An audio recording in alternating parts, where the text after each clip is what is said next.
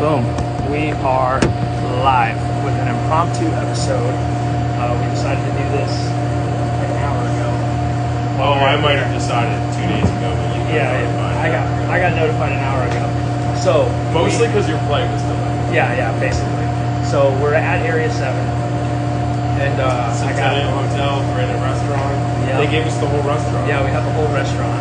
They closed it just for us. Yeah, we talked to them into closing the restaurant. It was already closed. We talked to them into We did talk us into opening it. Yeah, they opened it for us to come sit in here. But I've got the man himself, Adam from Atlas Gunworks. We've been talking about doing this episode for a while, but now that we're in person, when we were at dinner, he was like, hey, when we get home, let's just do it live and we'll do it. So here we go. So in person. Yeah, in person. So this is the first in-person podcast I've done. The rest have been streaming cross-platform, so this will be pretty interesting. So, Adam, Atlas Gunworks, how did it come about? This is a pretty publicized story, but generically, I started shooting in the mid to late 2000s. I had known about competitive shooting for a long time. When I was a little kid, we have a gun show here in gun show. And so I went for years and years with my dad, who was a super gun guy, but like way into reloading and like single shot, weird shit, not shooting as much as the guns. So we go every year and there's this little table and they're advertising the Nilson. I mean, this is the beginning of this was probably the early to mid 90s. And the matches were always on Sundays. My dad, super religious guy, Sunday's God's day, so no having fun on that day. So I didn't go until I was in my mid to late 20s. And so anyway, it was one of those things where you forget about it when you're busy in your 20s and start. One day, one of my buddies said, hey, you remember this? I'm like, oh yeah, I knew about that. He said, why haven't you done that? And I'm like, I don't know, I just forgot about it. So we went and watched one in like January, and then I shot the next one in February. We should go here in July. And man, I was hooked, like full tilt hooked. Like, here we go. So I shot my first match with a SIG 229 mid-size. Yep. And then pretty quickly I'm like, yeah, that's not the rig for limited. And I did okay. I was like middle of the pack, like 30 or 40 guys. I was like in the middle, like bottom of the middle. And I'm like, so I got a Glock 35. Rode that gun as far as it would go. I had $1,000, $1,500, like all the things. Bought all the books, peen the slide in to be tighter and all the things. And then I'm like, well, this isn't cutting it. So I bought and used STI Edge. And the guy's like, oh, I won all these sectionals with this and blah, blah, blah. And you get into this car, like all the steels or whatever, And this one was so long ago. I don't even know if this exists anywhere in Latin. Somebody must know. So somebody tell us on the thing if you're watching. USPSA used to have a class of mines in this section. And it was, at one point, not quite as popular as the classified zone Enos, but it was equal. Wow. Nearly equals probably at that point. So you'd watch both back in the day. And the old, more funny guys were on the older guys were on the USPSA thing, and the younger guys were on the. And I mean, this is 15, 20 years ago. So I think I was. Yeah, none of you kids would play. And so I buy the gun, get it. It's needs a whole bunch of shit. And that's part of the reason we do the videos is like there's no good information out there. And like if you go on the forums, you gotta like weed through 3/4 of bullshit to get the 3 guys that you sort of trust after 10 years, and they're not even always right. So, and a lot of this is visual. So we're like, oh, so when we started Atlas, that was part of the thing. It's like, hey, I've been through this shitty journey that I had to do with words. Let me do it with video. I just thought that was a better way to do it. And so anyway, I fight through that gun, and then I'm like, well, this thing's not that reliable. This is 2010 for the Nationals. And I'm like, well, I'm going to get back again. So off Enos buy an SV limited gun used. Get it. Think it's the titties, because that's what everybody says. And then it doesn't work that have a local guy who says he's a gun guy or whatever, jackass. He's supposed to look at it, holds it for like a month. I'm on my way to Nashville. It's like, I need a backup gun. And I've never even fired this thing. I've had it for 6 months and it's never worked well enough to shoot. But it's clearly nicer than the STI gun. And this is still all before steel work. Steel was just out. And so, with SB only, the only ones who have it. Yeah. So nobody had even seen it like that. I don't think so. And so, I say to the local guy, who's kind of like, bro, you're gonna do something? Oh yeah, I'm too busy. I'm like, all right, give it back. He gives it to me. I send it to SB. I beg them to fix it. They do get it running, so it cycles. So they send it back, and I have it like 2 days before Nashville. I shoot it for both those. At the time, I had a range in my gun, so I shot both days of that gun. Gun rig range. So we go to Nashville with that same gun, and the guy on the chrono, I give him the gun to chrono, and I'm not watching the speed. So you see that, you know, what? See what? And he's like, that. And the gun hammer followed on the chrono table. And I'm like, decision time. Do I switch? Or do I ride this out? So it's a better gun. No question. So I wrote it out. So it only did it once in the match live. So then I send the gun back. So then I sent the gun back to SV, and they're like, oh, the barrel's cracked and the whole top end's turned. You should combine and talk about it. Get the gun back. Now, in that time frame, we were still all shooting plastic grips. I had switched over, this is where Atlas starts, I had switched over to the 6-inch. So the guns took, at that time, honestly, there were a handful of guys building guns. It was like 18 months to get a gun. And then, like, you get it from XYZ guy, and then probably have to send it to somebody else for a trigger. Like, nobody did the whole thing. Like, why can't I just buy the whole thing and have it in, like, a couple months? Like, no, sure. I might be dead in 18 months. Who knows? Yeah, right? And so I was saying that to my buddy, Todd West, who's a machinist. He's like, I just want this. How hard is it? Well, it turns out it's a lot harder than I think, but we got lucky on the first gun. So, I actually, to save us a bunch of time, I'm teaching this nonsense. And all of you guys watching who think that I'm not coming from the same place you were at, it's all the same dumb shit I've done. So partly when I give people advice, it's coming from, hey, I've done the wrong things here, but when I bought a top end on eBay, so rebuild top end, you believe it to be a vanilla top. Probably was, but no guarantee. So Todd builds me the rest of the gun. The gun's awesome. Like, at the time, I mean, the standards I understood at the time, the gun's phenomenal. So I'm like, yeah, right? I mean, you know, how many guys have put a gun together and like, yeah, it wasn't that hard.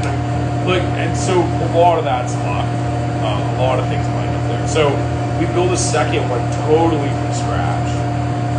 And it's less of this one. Apparently our audio is terrible. Is that because of the music? No. Because I'm screaming? No, I think Scream less? maybe too far apart. Is it better if we're closer? On this thing? Yeah, we may have to hump up closer. We are on Connor's. This phone looks like it's from 1942. Bro, it's an iPhone like 12. It's like the latest version.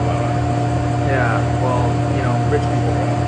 It's gonna look like we're dating, but we'll get a little better. Yeah, yeah. Is the audio better? Way better when you picked it up. Oh, Morgan came down from bed. Yeah, she put pants on. Yeah, I need the She's charger upstairs. now.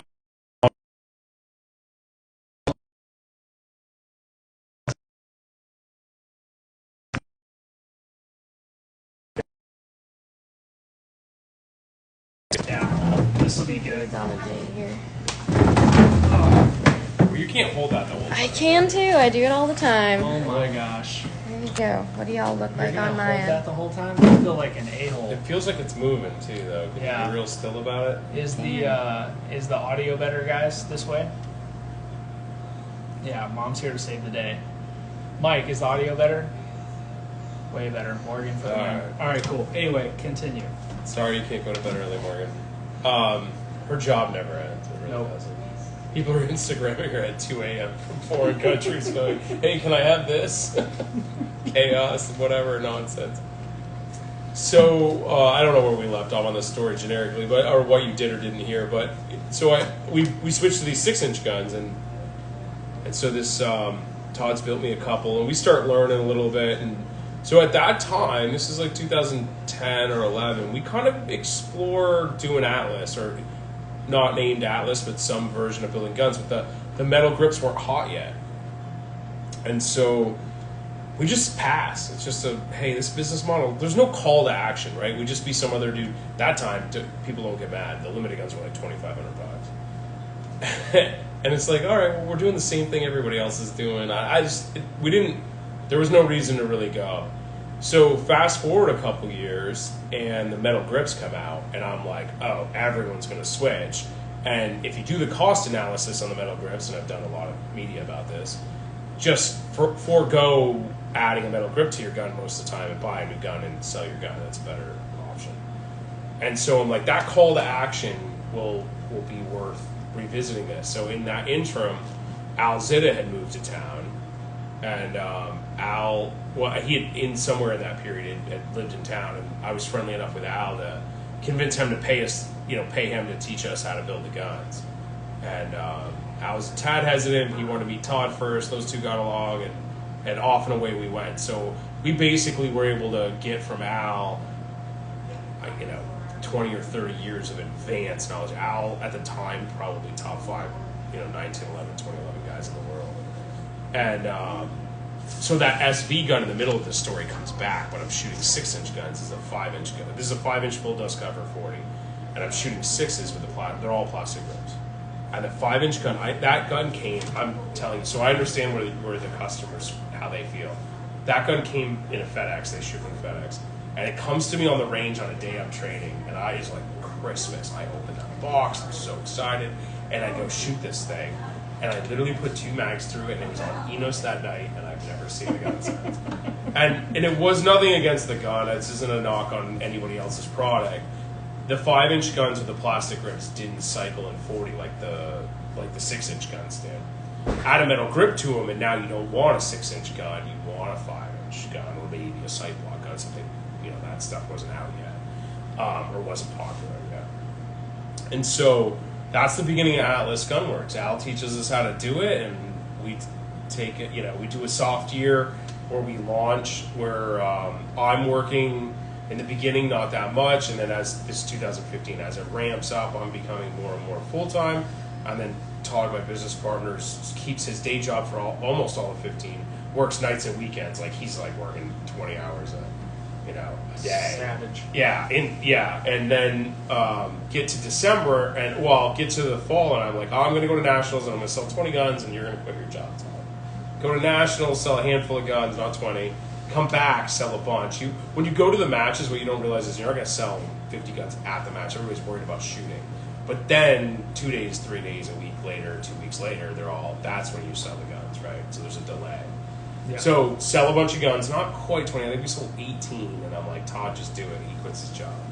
6 months later, we hired James, our design guy, who was hanging out today. We had just had dinner with James, and we're off and flying.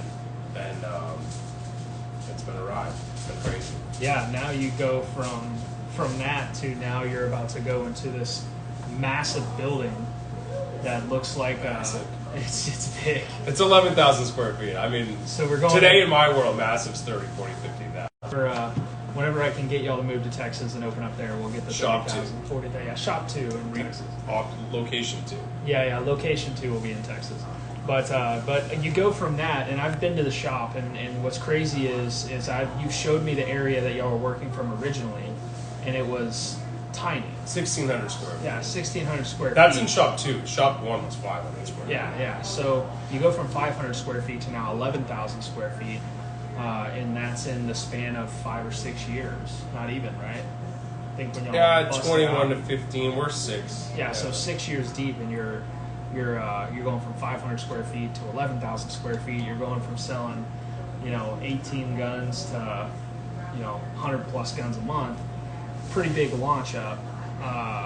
And now you're getting into parts, right? And now you just launched your own magazine, which is incredible. So, A lot of work. Yeah, a lot of work went into the magazine, but it shows. The magazine is the tits. But we've only got the 140s And 120s. and 126s, but we've only got 140. Yeah, so it's a cost it's a cost structure thing. So we have to buy the dies from the stamping company. Unlike some of the small guys out there who are doing that in house, we're paying a professional company that does this. Like I could put in an order right now for 1 million units, and they'd be like, "Yeah, okay." Yeah. So you're seeing all the other magazine manufacturers for the double stack struggle with two things: quality and production volume. Yeah. So the only way to solve the production problem is to pair with somebody. Like I could go out and buy $10 million worth of equipment, but it's going to take a couple years to figure out how to run it. You find somebody, you get them, you figure out. I mean, we had the dimensions pre-figured out, so it's that's the game there. And so there's a little bit of a cost thing here. So you want to stagger with the release, right? So I think all in, I think I tell people it's probably a little bit less, but it's almost $500,000 to launch the 4 9mm mags and the one set of 140 mags. Yeah. So that's cash outlay, and there's a period of time and whatever. So it's all delayed. But anyway, though the 140s are out. I don't know if you saw it. It's here at the match, I'm sure. Randy has a 170 prototype here. They're not even really prototypes. They're called revs, right? So we did 4 revs revisions, right? So 4 revisions of the 140s. But the beauty is that the 140s, then we only did 2 revs of the 126. The top dimensions are all the same. Yeah. Right? It's just adding 2 length.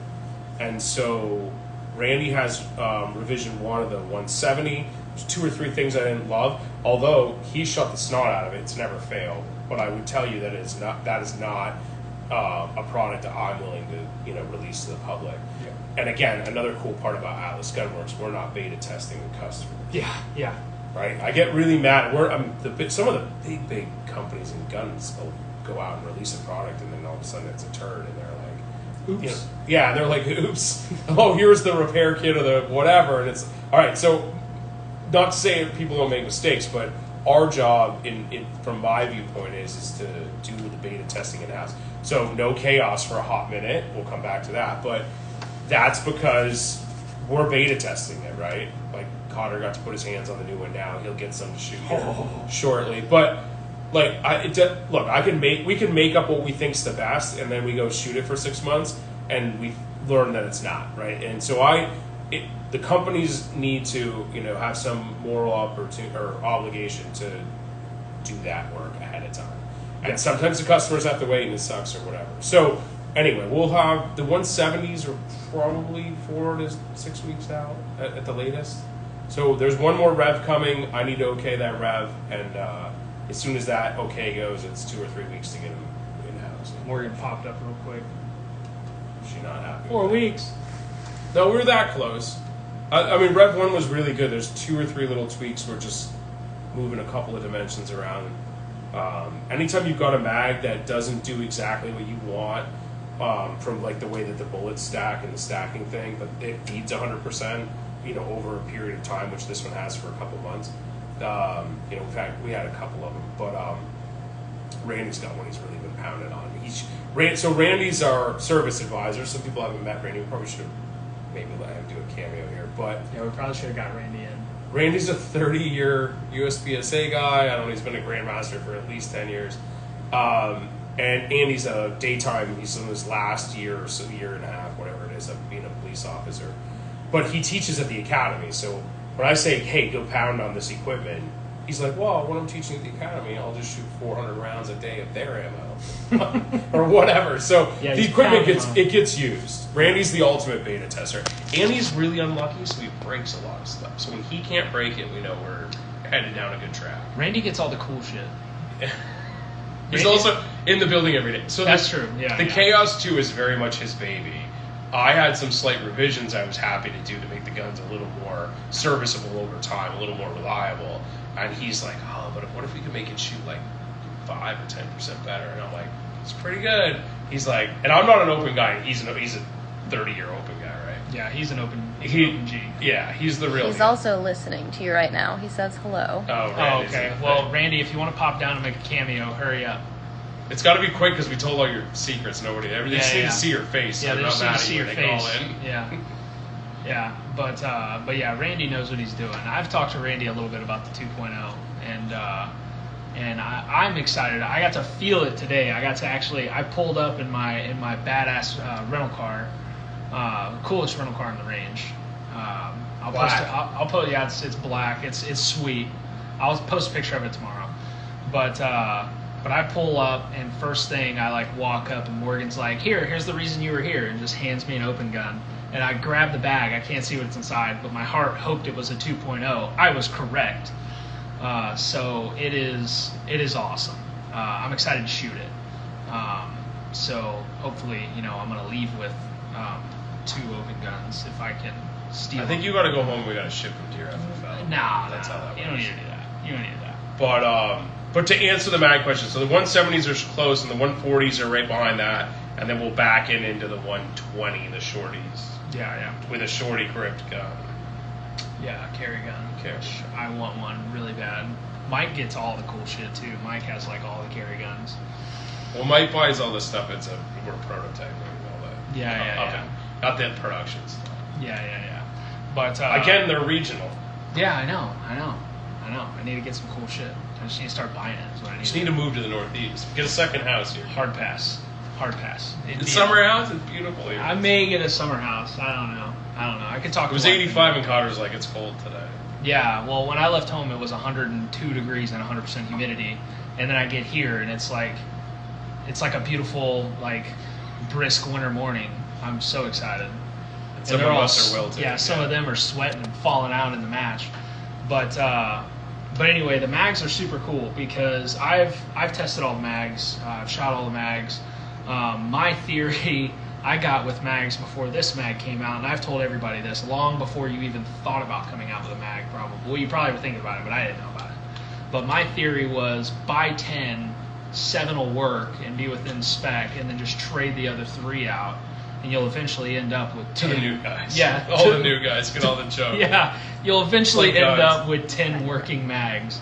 So now I just got sent all the Atlas mags. I've probably put 5,500 rounds through the 5 140s that I have, and I haven't had any issues whatsoever. And what I like about them is how consistent they're feeding, which I'm going to do a video on that.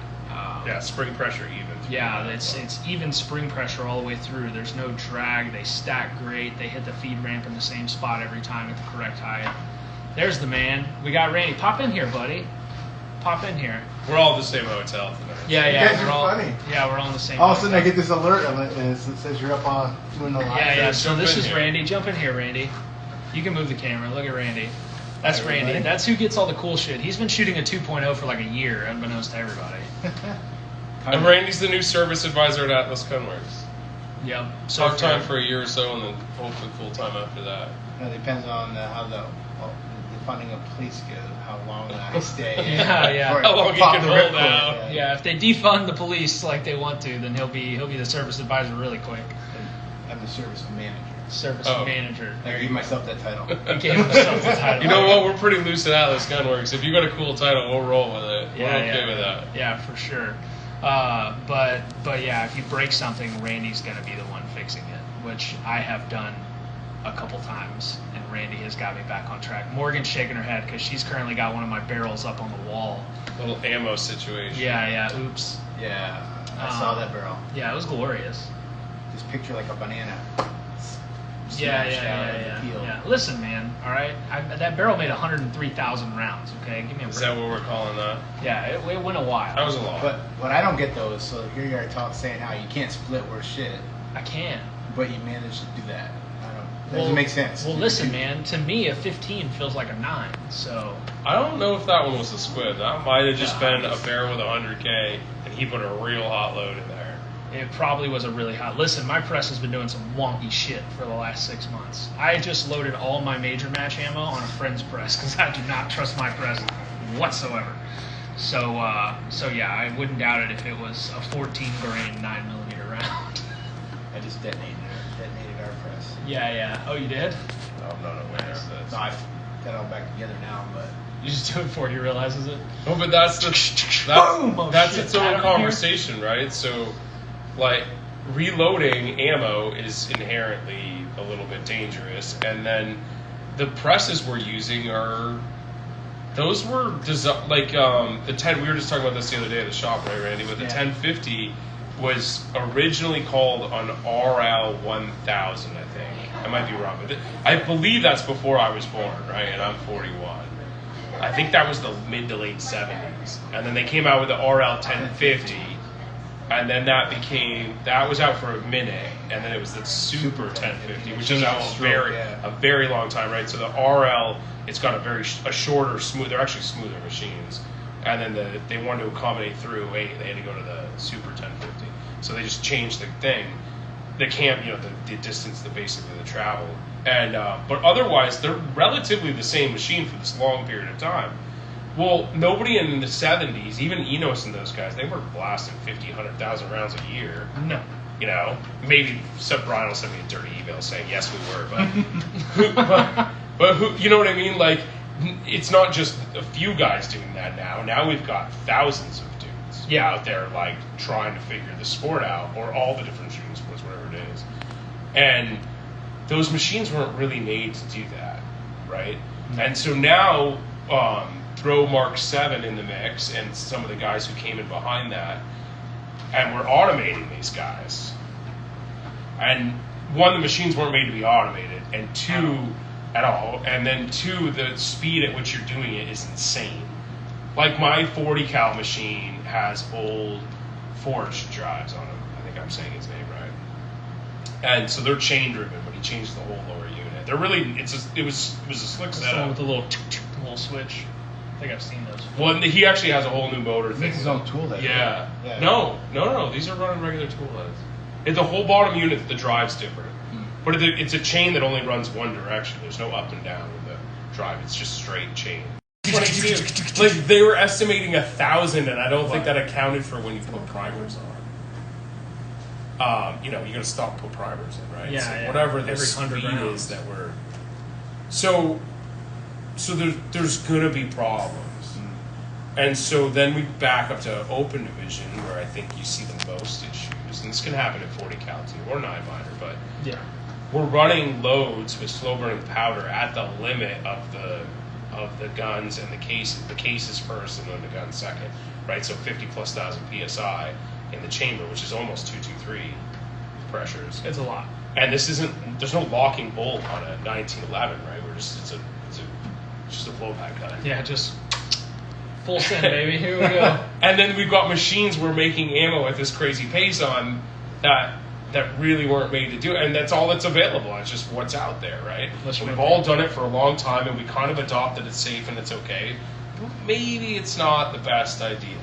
Yeah.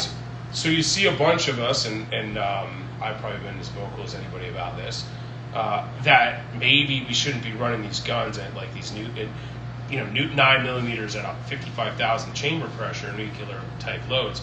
And so what you get, which is really interesting about open guns, is that 9mm case is designed to run at 30 to 35,000. 35 is like plus B, 37, 50, whatever plus B is. But we can run them in the 50s. Mm-hmm. And if nothing goes wrong, we have no problems, except it's loud, and it has a bunch of recoil.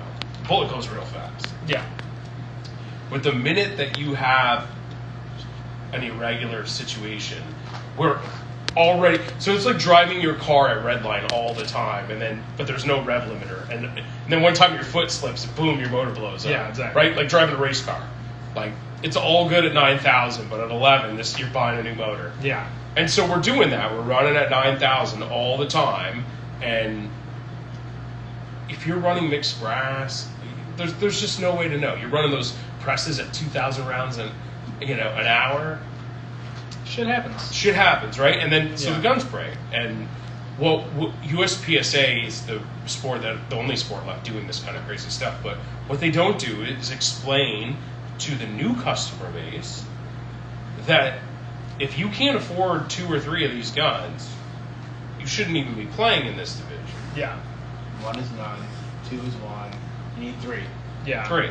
Yeah. Especially in open in particular. Open is always best to have 3 guns. I have 2, but that's because if I needed it, I could just probably make a phone call and be like, "Hey, Morgan or Adam, I need some help." Yeah, no, they send those With calls the- to me. I'm not taking Yeah. it. Send it to Rand. They're gonna send it to Randy's and be like, "Go fuck yourself," and hang up the phone. No, with the exception of one period of time, you've made really good ammo. Yeah. Like, we have guys that have Chaos 1s out there with 100K on them. Never been back to the shop, never broken a single Well, that's the first time my gun had ever been back to the shop. But they're making really good ammo. You know, and everyone thinks they make really good ammo, but listen, we all make bad ammo at some point.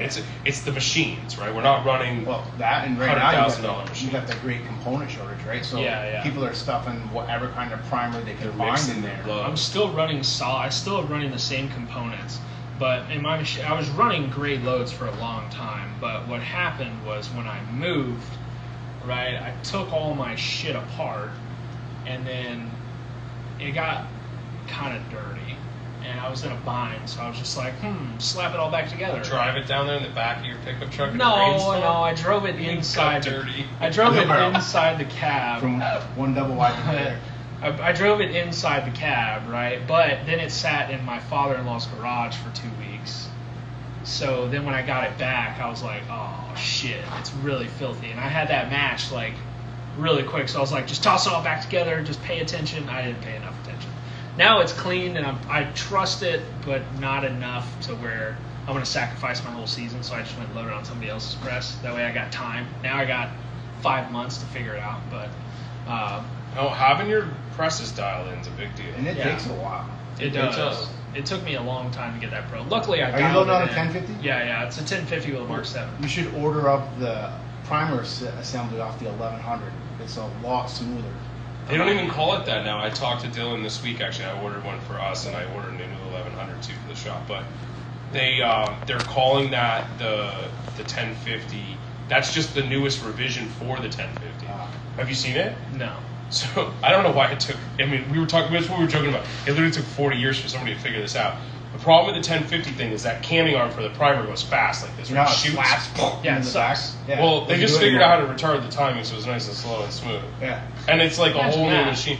And that was the one downfall of the 1050 was It's it a lot doesn't prime smoother. well. Yeah, because I use the Shooter's World Major Pistol. It's a great powder. That stuff spills all over It's the place. so fine. So when I miss a primer running on my Mark 7, right, I usually notice it as it comes all the way down to the freaking gone. crimp station, and it's gone. I gotta break the whole damn machine apart.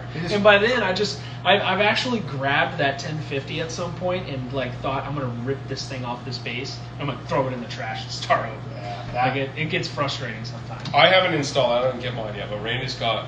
We share a press for 9mm that's automated with a Mark 7, and it's a world of difference. Yeah, quite, I'm gonna- And that new tool is pretty awesome. When the Apex 10 becomes regularly available, I'm gonna buy one just to try it out. And, I would wait. I know something that just bought. That's the manual, or you can put the Mark 7 yes, motor on, but it's right? got the dual. Like the tool head is super stable. It indexes really nice. The priming system is tits. Yeah. It looks good. It looks great. I saw it at I Low think Cap I Nationals. think I know played with it a someone just lot bought at Low one of Cap those. Nationals, and it looked decent. I would wait. Yeah, I just bought an 1100. I would wait. We'll see. It's just money. Well, and until you blow up 2 open guns, and then I'm like, yeah, I'm not building another one. Yeah, the presses are, we saw a lot of new innovation stuff with the presses in the last 10 years, and some of it was great, and some of it was beta testing with customers. Yeah. So I would wait. Yeah. I would wait. I would tell everyone out there.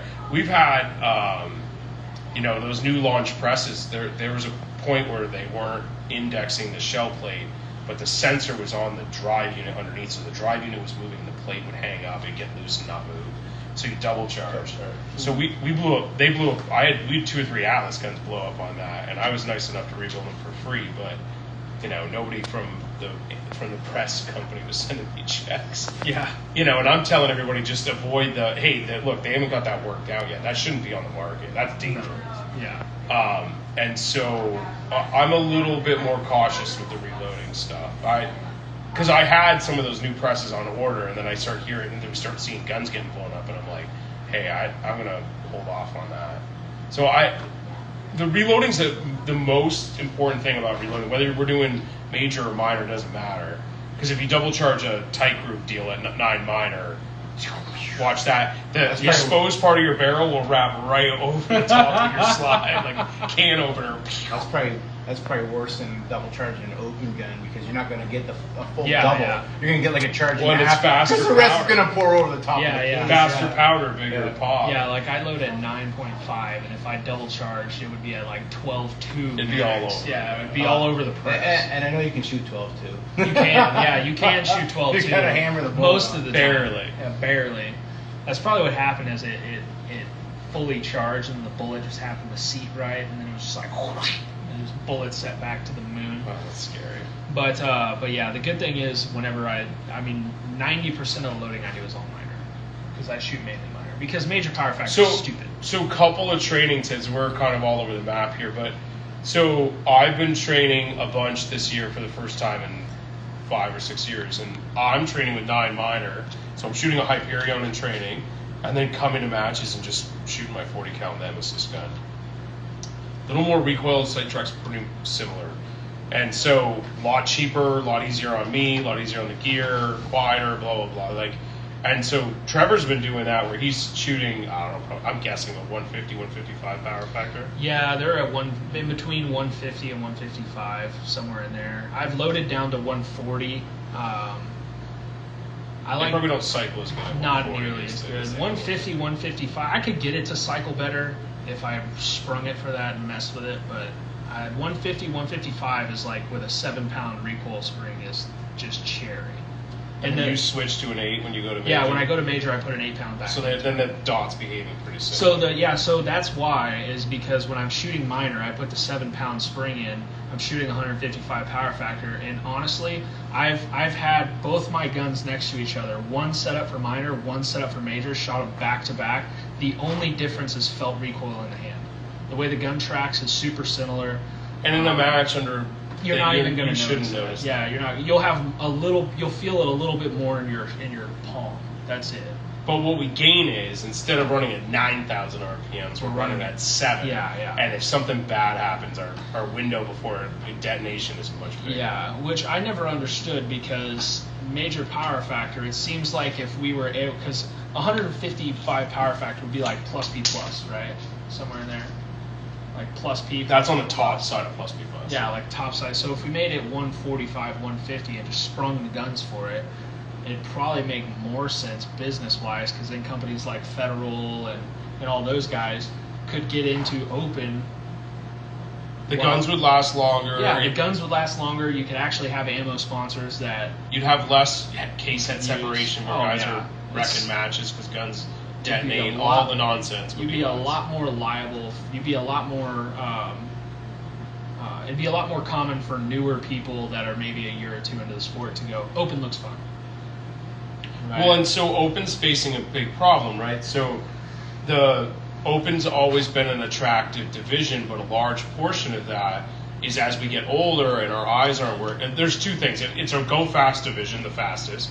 And then secondly, as you get older and your eyes are starting to have trouble with the iron sight focus, it's just easy to switch to a dot. So it's attractive to the older guys and the guys who really want to push at the fastest level. And so introduce carry optics, and now we got a competitor to that, which did not exist at all. You know, and so if you can stomach shooting a production type gun, and they let you do a lot of mods to those things at this point, and you get to run 140 mags, so you get capacity now.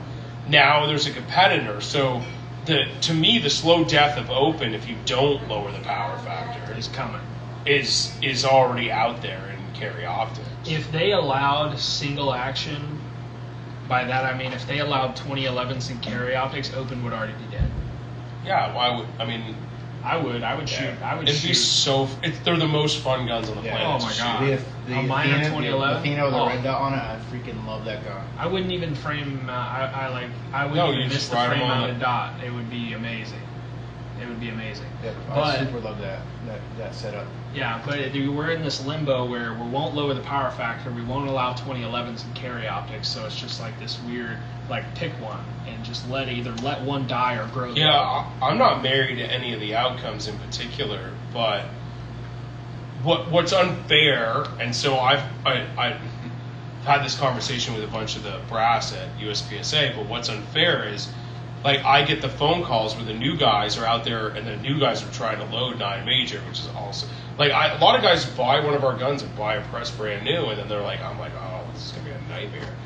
You know, that's not the first thing you should ever be loading. That's like for buying pistols. a Formula One car and then going, I'm gonna figure out how to drive. Right. I'm going to be the driver. How to make gas. Yeah, let's go figure out how to fuel this thing. You So- ever change the oil in one of these? So we get those calls, and it's like, oh man, these guys, and they're disheartened with the sport, and I'm like, why are we making this difficult? Like, it's potentially unsafe, very much so. It's difficult. It's difficult for even the seasoned guys. I mean, you got to be way on top of the ammo. There's no margin for error, and then for the new guys, it's nearly impossible. I mean, we alienate more folks, and the folks we want doing the sport are the driven doctors and lawyers and some of these guys who have a short attention span. So, you know, they're out there like they want to go, go, go. That's where open's really attractive. But now we've made it so difficult and complicated to compete there. Most of the time, this is a hobby sport for folks, right? So I've had doctors and folks in the sport tell me, I'm just going to go race cars or do this. They can afford to do whatever they want. Yeah. Right? And They don't so, have to shoot guns. Right. And so my thing is, from a marketing standpoint, is why are we, because we used to do this in the 80s, we have to do it like that now? Yeah. Like, the sport's evolved in so many different ways. Like, let's make this make more sense. And I'm not even professing I know what the answer is, but I know that 9mm major is not the answer. Like, this is the, 2021. Let's be smart about this. There's no reason to. Yeah. So we could lower the power factor, we could ditch it. There's a million options to make this way more fun and cooler, but doing what we're doing now, it's not sustainable. And then on top of that, USPSA, to pick on USPSA a little bit, has a completely different rule set than every other shooting sport. Almost everybody else is go buy a gun and 9mm ammo off the shelf and enjoy. And people are like, why do I have to get all this weird gear to do this one thing? And I get that we're a little bit different sport, and there's probably a way for us to get the middle ground there, like plus P ammo.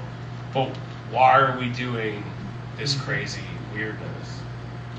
And so, I was hopeful that USPSA make a change here, and they're very dug in the moment. I think this will change fast in the next 3 to 5 years. But so we're going to release the Chaos 2. We went to work on that.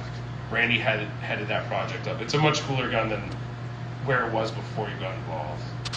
Yes. So the 2.0. You guys can't see Randy, so I'm going to stand up for a second and let Randy. Well, here, sit let down. me move. I don't think so. I'm gonna be All right here in the edge, I'll so move we'll just over. scooch over. Yeah, I'll let Randy get in here because he was. Randy has been the brains. It's not the brains; it's the soul. Yeah, Randy he's drives been the soul of driving the 2.0, because I think if Randy hadn't been pushing, the 2.0 would still be in a box somewhere. I think we would have done it, but it wouldn't have been as cool Yeah. or innovative. Like Randy's like, we can make this gun better. Let's try this. Let's do this. Let's do this. Right? Am I?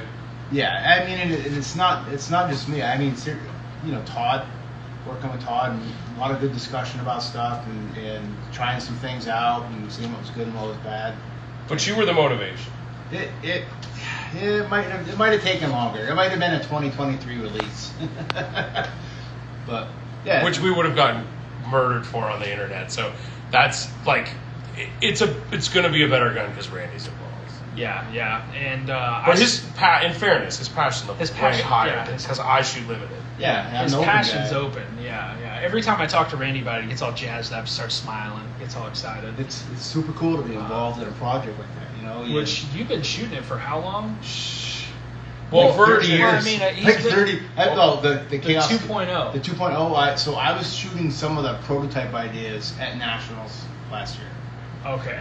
So that's how long this has been in development. In case you guys wonder how much R&D goes into these type of things. Yeah. And how many versions have we How many been revs? through? Oh, we're probably on rev. So let's see. I would say that my gun would probably be revision 1 because that's where we were testing our first theory out, and then We've changed a lot.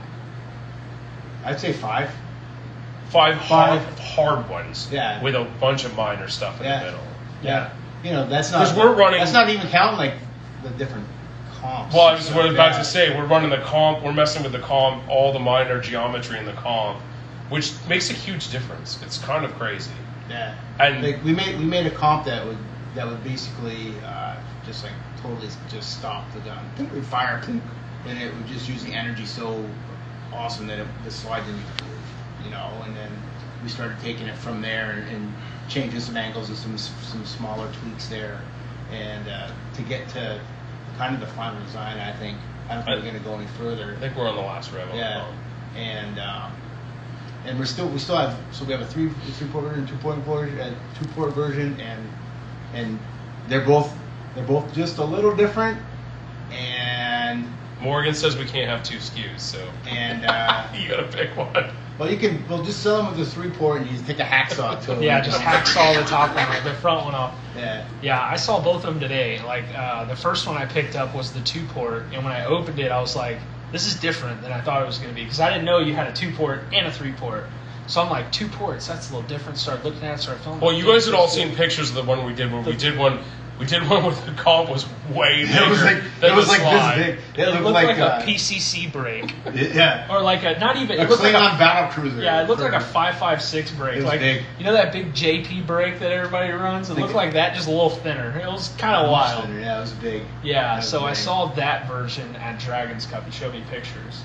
And then I got to see both iterations today. I'm excited. I want to shoot both of them back and forth and see. Yeah, it's a tough call. We might have to have 2 SKUs, Morgan. If looks could kill, I'd be dead right now. I think that on the long shots, you know, you start looking at 25-yard tuxes and stuff.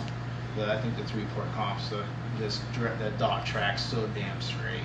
Yeah. I've always had guns that track like this, you know, up to 1 o'clock. No matter what I do, guns track to 1 o'clock. This goes boop, straight up and down. Yeah. Yeah. So in fairness, this is the ultimate revisions of 20 or 30 years of this. So if we want to back this up to caveman days in like 1992, there's shorty commander guns and there's the full length 5.4 inch guns, and they're just so different, and one's really good at some things and one's really good at something. And so you're trying to blend a gun that can hammer targets at 5 yards the same way that it's still really effective at getting those hits, you know, on the tuxes at 25. And there's a decision-making process in the trade-offs there. The window, so like when we started, the guns have come a long way in the last 10 years, but when we started, we used to tune some of those like shorty guns, like real commander guns. I mean, just violent as coming. The thing is just, I mean, it feels like a cannon in your hand. And if you can manage the chaos, they're very fast. Dot moves fast. No pun intended. Oh, that was good. That's a new slogan. Manage the chaos. Manage the chaos. So That's going on a t-shirt. We'll get that on a t-shirt. So all the companies, not just us, have kind of come. You know, the technology and people are seeing what other people are doing, what's working, what's not. So all the guns are better than they've ever been. But and if you showed this to somebody 10 years ago, I mean, it's night and day different how much better the guns are, and it's all refinement though. I would say there's nothing out there like this gun. No, definitely not. Definitely not. I've shot all. No, what I know that I'm not talking about, I would say there's nothing out there like Yeah, I haven't shot the gun, but I've heard your take on how the gun tracks, and I've seen the guns and felt the guns. Once I shoot the guns, I feel like I'm going to be pretty confident in saying this is different than what's out there. And you don't have to manhandle either. You don't have to like crush the crap out of this thing to control it. It just does what it's supposed to do. So that's the new style in shooting, right? And that not to get way into the, hey, who are you training with and what are you liking? But there's a big mindset out there that you don't put any, real pressure with your dominant hand, and it's all coming from here. And then add in a gun that's doing a bunch of the work for you. So a Nemesis or an Artemis Unlimited, a Chaos 2 open gun. All of a sudden now you're just, the gun's doing what it needs to do, and you could just be steering. It's almost the difference between probably driving, a modern day sports car and one from the 70s. In the 70s, you're fighting the steering wheel, no power steering, blah, blah, blah. And you could probably drive, you could drive the new Porsches around a racetrack with your finger. It's a different animal. But, Randy's probably better at speaking about, this gun compared to other guns, because Randy's seen pretty much everything out there. I've shot a bunch.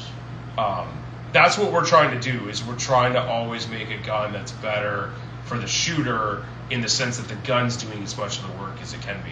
And so some of the guys get really mad on the forums when they're like, oh, that Perfect Zero is such bullshit, blah, blah, blah. And they're like, oh, I can make any gun shoot flat. And I'm like, yeah, you guys who are grandmasters who want to go death grip, whatever, can do that. I can do that. Cotter can do that. Randy can do that.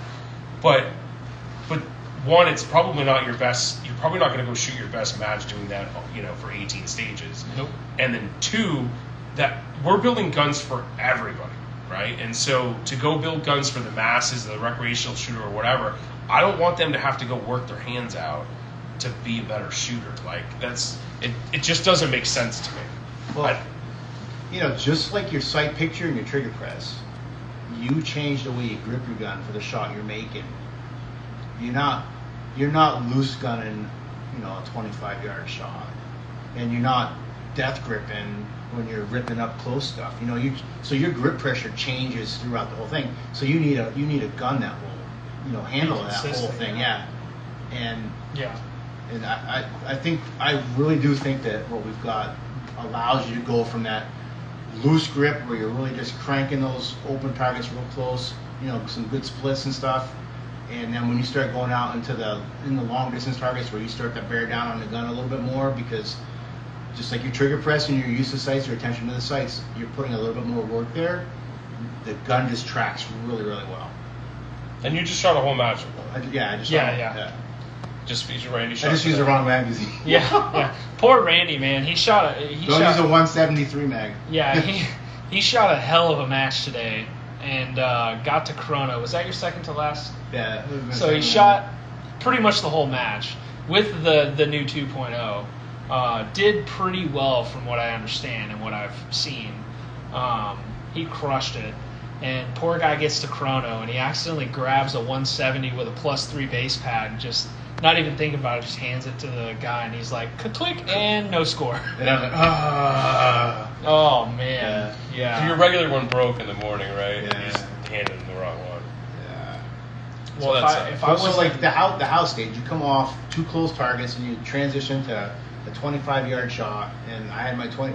So it's a challenge, right? You come from a couple of quick shots, you drive out to that long target. Sometimes you get a little sloppy or that. Yeah. I had a figure 8 on that target from those two shots. Yeah. And I was gone, Yeah. I pulled out on that target. It just transitions well through the whole range that we work. Seriously. So what you're saying, Randy, is this 9 major or 38 super? 9 major. So what you're saying is I'm shooting that gun tomorrow. That would be I stupid. have enough. It would be dumb. It would be dumb. I have my 9 major. PSA, after having been on the range with people coming off a year of COVID where they didn't test the guns that they got, do not go shoot any gun at a major you don't have 1,000 rounds or, no. and probably at least 1 or 2 club badges. Yes. Go test your gear. There's no substitute for testing the gear. This just shot a match today, so it's good. Yeah. Just shot a match. Yeah. You have no idea how that dodge ranks do not change. No, yeah, it'd be really dumb. I don't care if we're talking about your footwear or your short. Don't change anything before a major. Just go do what you've been doing. I don't even change my underwear before a match. I wear the same ones. I wash them, but I wear the same ones for every match. Do you really? Yep. So I've never talked about this. These aren't lucky, so we gotta burn them. so I've never talked about this, right? But I got a pair of American flag Under Armour underwear. Chase, if you're watching this, because you're my buddy. He's always roomed with me. Every match, I wear those underwear. For the whole week? No. While I'm shooting the match, right? Just match day. Just match day. Match day. So I shoot in those undies, right? Because they're comfortable. They're So nationals is 3 days of shooting. Yes. So. Sink? No. No. I wash them, Dick. Inside out. No. Front, I back, wash them. I inside wash out, them. 3 days. But here's the thing: is so I didn't wear them at nationals, right? Had all those issues. I didn't wear them at Area 7 last year. Had all the issues, right? Every time I don't wear those underwear, I have problems. I've never been So superstitious. you got them. We're getting No, them. They're I'm here. so They're somewhere. superstitious. I'm not a superstitious guy. I've never been that way all through sports and shit. I used to laugh at those guys like, How many of you guys are superstitious? on yeah, match if day? you're For superstitious, sure you are. yeah. Hey, you know what? We're going to start a thing. Tag me in a post or a story or whatever of what you're superstitious about, and I'll share it, and we'll talk about it on a podcast. You know that you're going to blow up on that one. You never Because everyone's know. everyone's going to have a story about that. Yeah, but I've never been that way, and the other couple... Except for your underwear. No. It He's wasn't not even that way. consistent about it. But I wasn't consistent about it. Like, I just really liked the way they feel, so I liked shooting in them. So I just kept wearing them. Kept while I was the boys shooting, tight. right? Yeah, they kept the boys up, right? So Oh, now, boy. I kind of did the math on like, I think it was nationals where I noticed like, damn, you know what? I have had a good year, besides 2 matches, and that was Area 7 and nationals. And both those times I didn't have these underwear. So I'm like, well, I wonder what. So this year I'm wearing that underwear all the way through. And if I make a solid year with that underwear, they're never leaving my side. Do you think you could have 3 of the same exact pairs? Well, or then does are it they have to be lucky? the lucky pair? I don't know. That's the thing. I got to test the theory, but then what if you mix them up? Like, oops, I got to mark. Well, I think you're washing them in the sink every day. I'm washing them in a washing machine. It's It- one pair of underwear. I throw it in for a quick load. It dries in 10 minutes. The 3 days of nationals, I just pick the day for the lucky pair. Yeah. Like the first day, Start out hot, Yeah. then it all goes to shit. No, After you take the lucky usually underwear off. maybe I should wear them on the second day because Yeah. the first day is usually my worst day. This is the weirdest conversation. The only thing that I shoot well when I've been training a lot, and I shoot shitty when I'm not. So go get some training. So go wear train. underwear. Shoot- Wear underwear. Forget about the He's about the underwear. training. Shoot your gun more. Get some professional training. I'm super lucky that I live about 2.5 hours from this range, and Mason Lane's local. So not every week, but I try to get down here every week that we're both in town and shooting Mason. So Yeah. go get some professional training. Mason, Ben, wherever you like. Mason Lane is a solid instructor. Ben Steger, JJ Racaza, Max Michelle, Charlie Perez. Charlie is one of the most knowledgeable instructors I've ever. Joe ever Farewell trained with. for Joe 3 gun. Farewell for 3 gun for sure. There's a lot of really good instructors. Myself, I'm starting to instruct now, so throw that out there. I don't have the can I pedigree. hire you? Little T Can I hire car. I don't have. Yeah, you can. I don't have the pedigree that those guys do, I guess. Well, but That's a good point, though. I mean, you don't have to be a top shooter, a top grandmaster to be able to instruct someone on how to do this stuff. You don't even necessarily have to be able to do it to If you can instruct understand somebody it. if you understand it. yeah. Do they cut you off at an hour? No. And if you go can 4 find, hours, ask me if why you now. can Me find and Bill somebody went in your 4 club hours. that can do that, I mean, that's Yeah, a good really good place to start. So I've been instructing, but I've been doing it for private people, and I've been training youth SASP for the last 2 years. And I've actually sent 3 kids to nationals. All of them got in the top 10, and they've never shot Steel Challenge before I got a hold of them. So I'm not retarded. I know how to kind of train. And then I trained some private people. I haven't been real vocal about it, but now I'm starting to train. You're more. getting ready. Yeah, I'm getting ready. So I'm now a part of Elm Tree Training Group. So we'll start training Yeehaw. some more stuff. Yeah, we'll make it fun. But so we've talked about the 2.0. We talked about the mags, right? Anything else exciting coming up?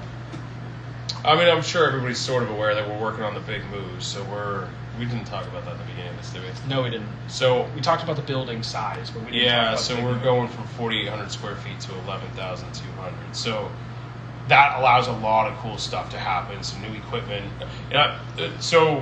Weird scenario, different from most parts of the country, but Vermont is pretty anti-business in general, really anti-manufacturing, super anti-gun.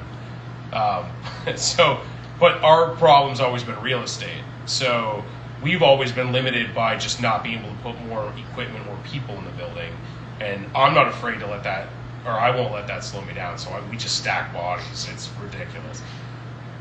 We did 1,000 guns last year in 2,400 square feet with 20-something people working.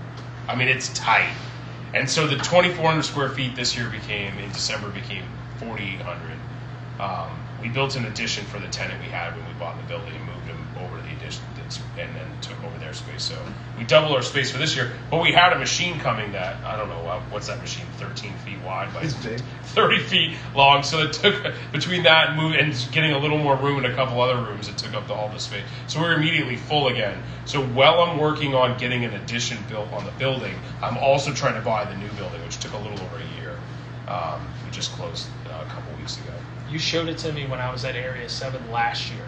Right. We drove through it, and we didn't get to go inside. And I was pretty hopeful then, but it wasn't get locked up. Yeah, I was like, hey, this may be a thing, and then now it's a thing. Yeah, and it was super difficult. The people we bought it from were extra difficult. There's just not a lot of that space in Vermont, so we paid a premium. They weren't willing to cave on anything, blah, blah, blah. So it was kind of a nightmare.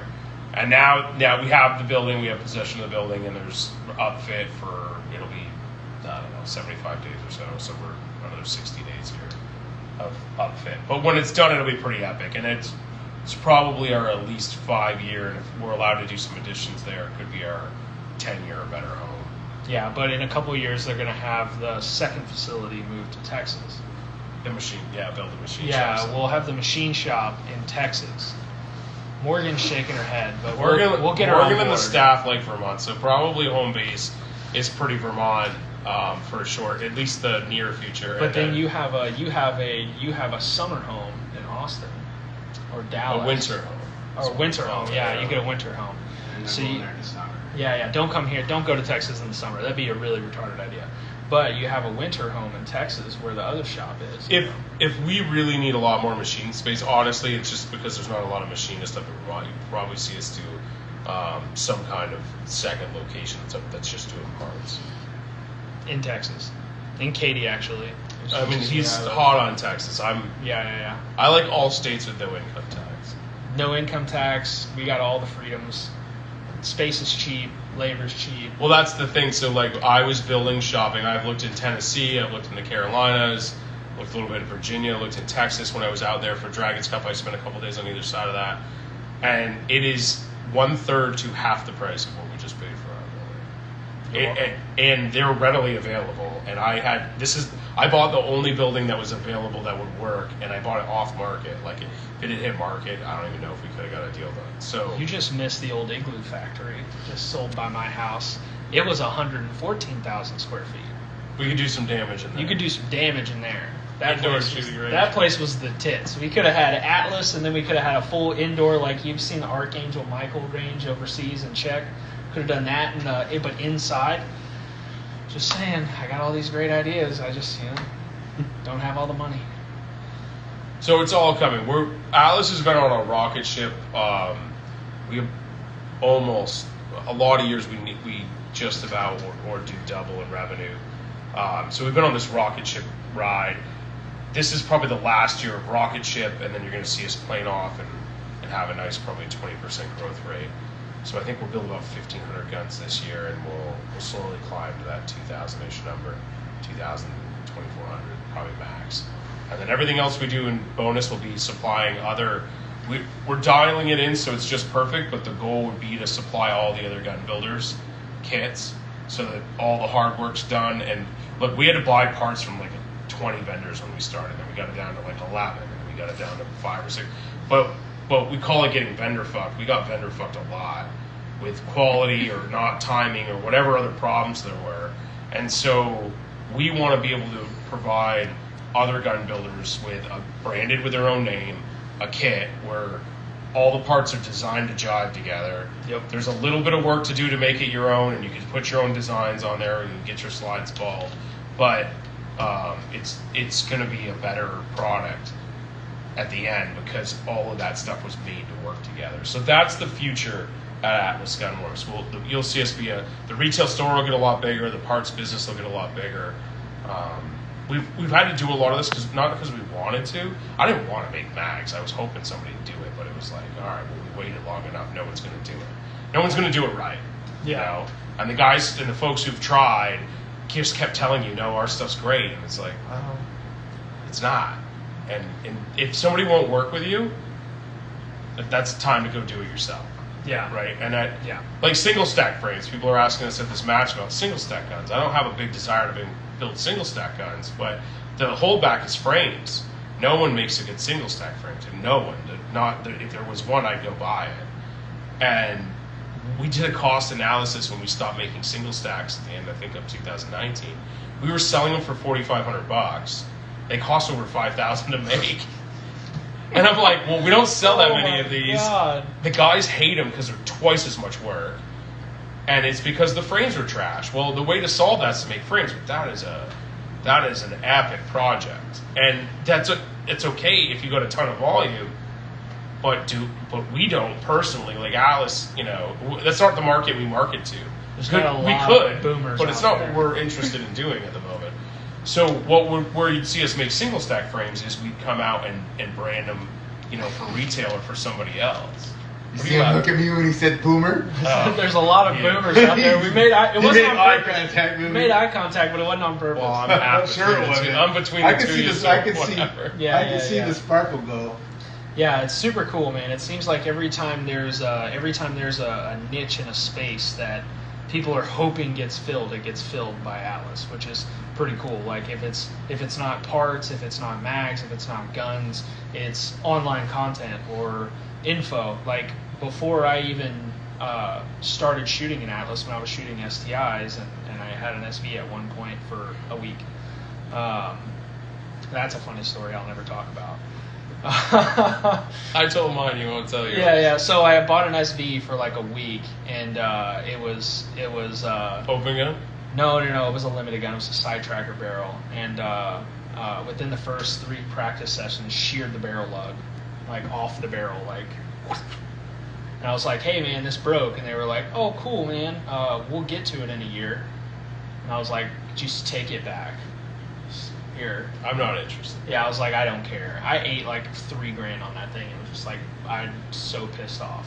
But it is what it is. They would have fixed it. It just would have taken. Well, no, but that's not fair. I mean, the deal with Atlas. Part of the reason that we built Atlas not just was to build what we think are the most innovative guns and the most well-built guns, but at the same time, none of that matters. This is a good story. None of that matters if you can't get service, right? Yeah. So I fucking hate Ford. Yeah. I hate it. I'm not a Ford guy. I just ordered a Ford truck. Right?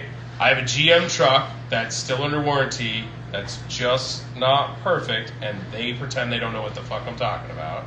And I'm like, and my buddy, our tenants in our commercial building have a 3/4 ton, which is what I need to upgrade to, is a 3/4 or 1 ton.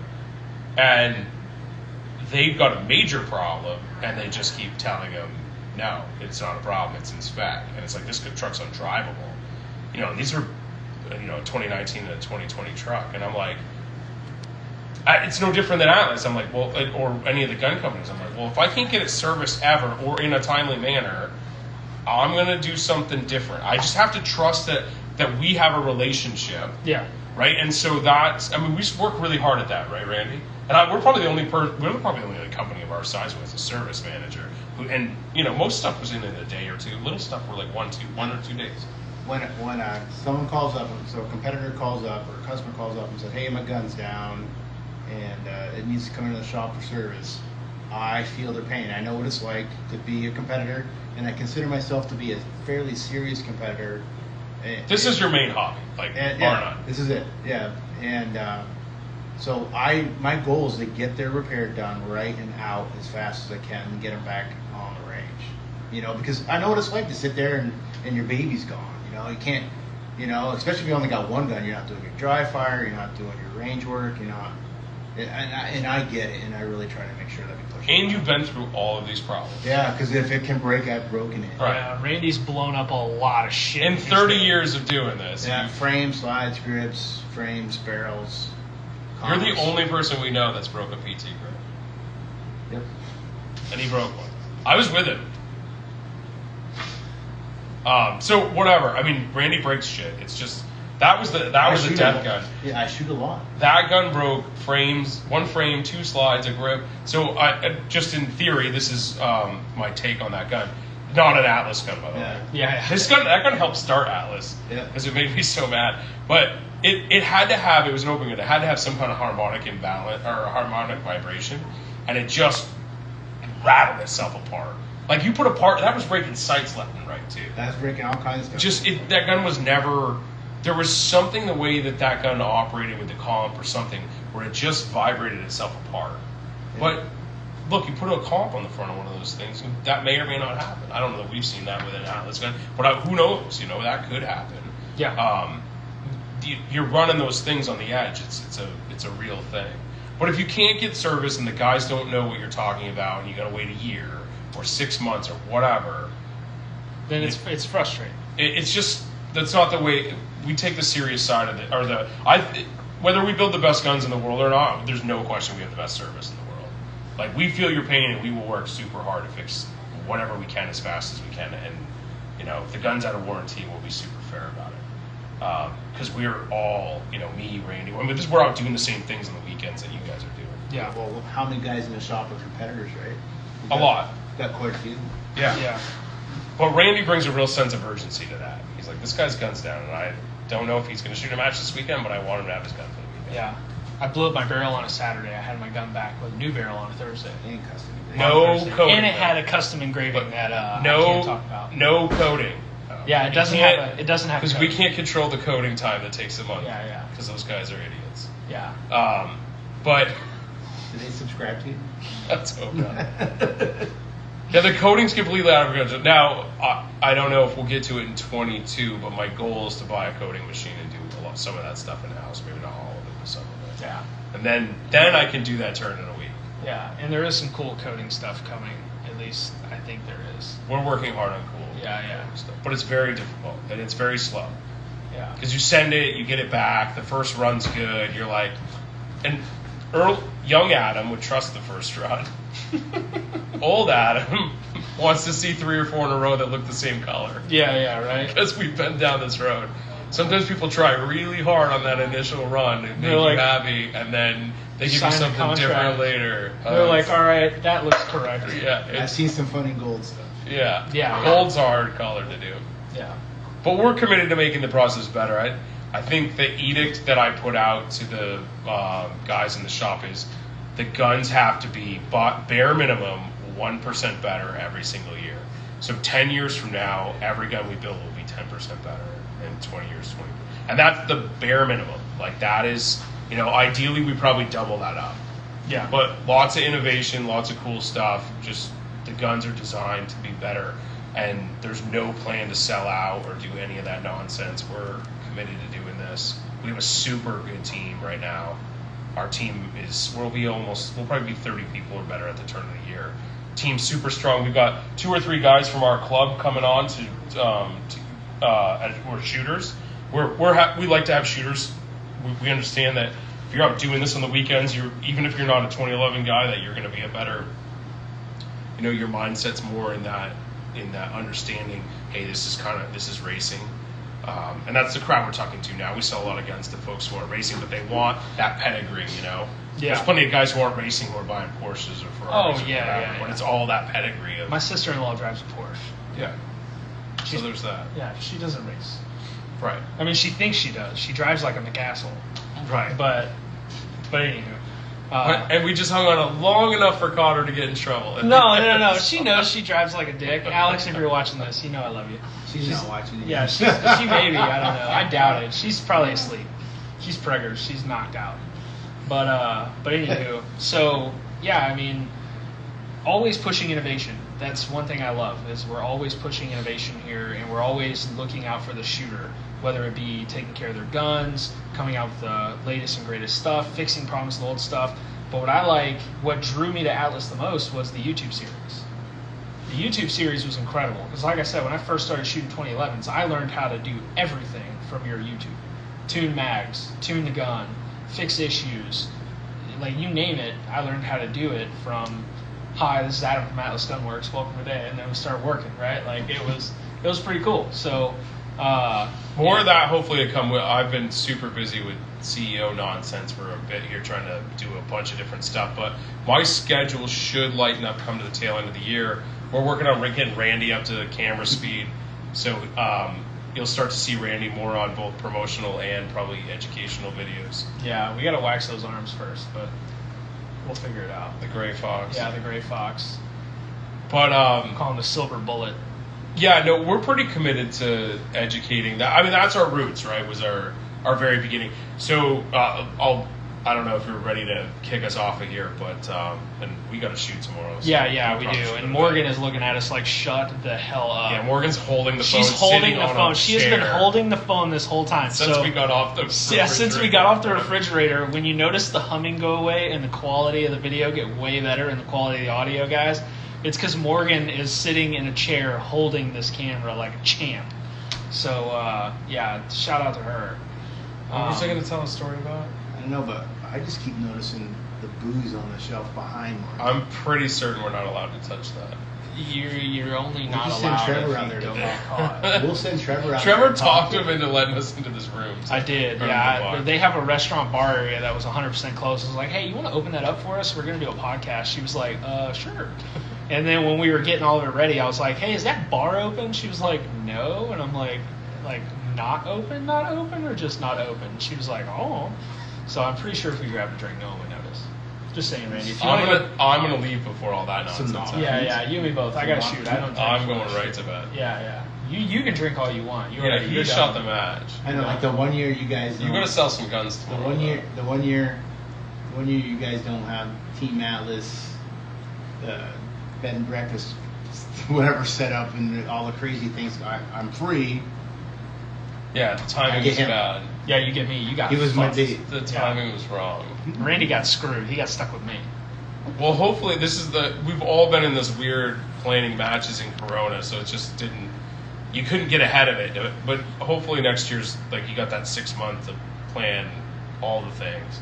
Yeah. If this was a little impromptu, we weren't going to come down here and make this as big a deal as it Well, yeah, was. 'cause this match was like closed at 100 people at first. Yeah. Right, and then yeah. the restrictions popped off, Yeah. and this thing became a real deal. But it still has that, like the people aren't hanging out. It's not just partially because people can plan to be here all weekend and Yeah. hang out and do stuff. Because normally what we all like to do is shoot Saturday, and then Saturday night, whatever debauchery happens, it doesn't matter because all you have to do on Sunday is be present. Yep. Yeah. Which we should have done. Well, we didn't have any control. We didn't have any 'cause control. That's Yeah. what I did. Well, Randy fuck, did. Randy, you didn't tell any of us. I knew Just you were went off coming. all Maverick. I just found out you were coming out. Yeah, but what we're talking about the match, I mean, Pioneer, they're put in a really tough spot. Yeah. They're Right? dealing with a lot. All that COVID stuff. It's not fun. The crazy Yeah. lottery thing they had going on because of the the COVID limited people, restrictions. right? Yeah. And They were trying to be fair to everyone. They staffed the match like it was gonna have 300 or 400 competitors or whatever. The governor lifted the restrictions, and boom, the floodgates opened up. They took a lot of heat, and I think you recovered from it awesome. I will Yeah, say, good match. this match it looks really cool. The stages are great. The staff is always awesome. I like that range a lot, and I like this area a lot. This is the second year I've been to stay in this sweet ass hotel. So You're welcome. Yeah, it's pretty awesome. So I'm a fan of Area 7. I'll keep coming back as long as Atlas is still doing it. But yeah, I don't know. You have any last closing remarks so Morgan can go to sleep and not hold my phone for another hour? Back to sleep. Back to sleep. Everybody yeah. get ready for if you're not big in 2021 here because of the coming out of the corona and all the ammo problems, and everybody freaks out about the ammo. Look, I've been through this so many times. It always will pass. So, how long it takes, nobody knows, but be patient. If you're not shooting a ton now or you're doing limited matches and travel and practice, get ready for 22. Like, do those things you can't be, let's say you don't have a ton of ammo or whatever, go do the physical training or whatever, other stuff, dry fire, blah, blah, blah. Yeah. But You don't have to shoot to practice the movement skills. The big majority of the skills. Jay Beal is going to be probably somewhere in between. Like, he'll be really close to Max and Mason, and he's like 99.9% dry fire. He shoots like 10 rounds at the range when he goes. He's like, let me just feel a recoil. Whop, whop, whop, whop. Okay, I'm good. And he's like gotten amazing just from dry fire. But he also dry fires like full stages in his basement, so it's a little like cheating. But yeah, and Charlie said the same thing to me. I was talking with Charlie the other day, and he's like, I was telling him how he, with the ammo being tight, that the live fire stuff is not as forthcoming as it was. And he was like, well, just do some of your reps dry fire, just dry fire, and then some live fire, just to verify that you're actually seeing the sights and stuff. And I'm like, oh, hey, that's pretty good. And I consider myself a pretty decent training guy. And I'm like, yeah, that's a good idea. Yeah, I wish I would have thought of that. Yeah. I never think of dry fire on their actual range. Yeah, so dry fire, even in your live fire, dry fire. If you've taken a JJ class, you know that. If you haven't taken a JJ class, then yeah, get some training, and if you're not big on 21, get ready for 22. It'll be a good year. For sure. It's going to be a big year. A lot of awesome 22 stuff will be, the shooting sports will be busy. Sign up for matches early. Yeah, for sure. But thank you for coming on. Thanks for having me. Thank you for everything you do for me. Randy, thank you for coming on. We had a blast. I liked having you on here. Thanks for getting out of bed. Yeah, thanks for getting out of bed, Randy. Thanks for putting clothes on. I didn't have clothes on. Thanks for putting clothes on, Randy. Clothes on, yeah. But seriously, this has been pretty cool. It was like last minute. We decided to do this like an hour. Well, you decided like probably a couple days ago, but I knew about it like an hour before we did it. So, but it was super fun. So I think it was still a good episode. So I appreciate it. It was super cool. We definitely have to do it again. Next time, Morgan, I promise you won't have to hold the phone the whole time. Yeah, I swear. Normally I have like a whole pro setup I bring, but I didn't think we were doing this. But anyway, shout out to Morgan for holding the phone and being a champion. And shout out to Atlas and Adam and Randy for coming on. I think this is a pretty good one. So anyway, I appreciate it, guys. Awesome. It was a lot of fun. Thank you guys for sticking around this long. Yeah. Thank you for sticking around this long. Exciting stuff coming next episode. I got some announcements I want to make. But if you stuck around this long, you're a fucking champion. I'll see you guys later.